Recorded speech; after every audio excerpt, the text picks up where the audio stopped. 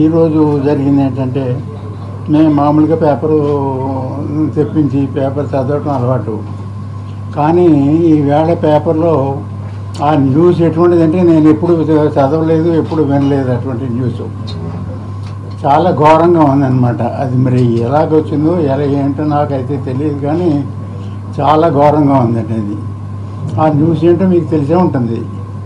నిజంగా ఎవరో జగన్ గారి ఏదో వైఫ్ అదేదో బిల్డింగ్ అడిగినట్టు, అదేదో నేను ఒప్పుకోనట్టు. నేను నా పొజిషన్ చూసి ఉంటాను. నేను 3 months అయింది ఇంట్లో నుంచి బయటకు వచ్చి. అటువంటి పరిస్థితిలో మరి ఉన్నవి లేని ఇలా కల్పించేసి ఇలాగే చెప్పడం అంటే చాలా ఘోరంగా ఉంది పొజిషను. అసలు అదేదో ఇంకా విచిత్రం ఏంటంటే, పొలిటికల్గా ఒకళ్ళకొకళ్ళు ఏదో ఒకటి అనుకోవటం, ఏదో ఒక పద్ధతి మాట్లాడుకోవటం అది వేరే సంగతి. కానీ కలెక్టర్ గారిని కూడా ఇందులోకి లాగారు. అందులో కలెక్టర్ గారు అది యాక్చువల్గా ఆ యాక్ట్లో లేదండి. మాకు ఆ పొలం, మాకు సైట్ కానీ వేరే పొలం కానీ ఏది లేదు.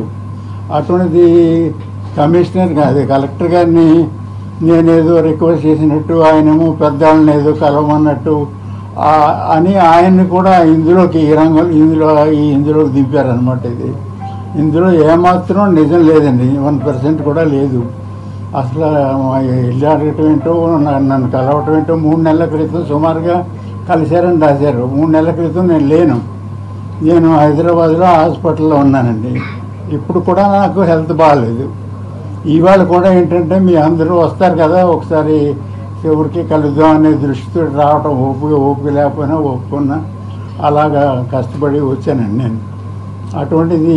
అటువంటి అబాండాలు వేసి అంత న్యూసెన్స్గా ఆ న్యూస్ పేపర్లో రావటం అంటే చాలా అన్యాయం అండి అది.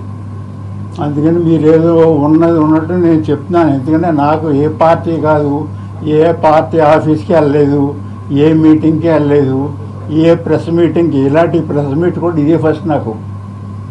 ఇప్పుడు నాకు ప్రెస్ మీట్లు ఇలాంటివి మాకు ఏం లేవండి. ఎందుకంటే నేను అలా పొలిటికల్గా నాకు సంబంధం లేదు. నాకు ఏజ్ 80 సంవత్సరాలు నాకు.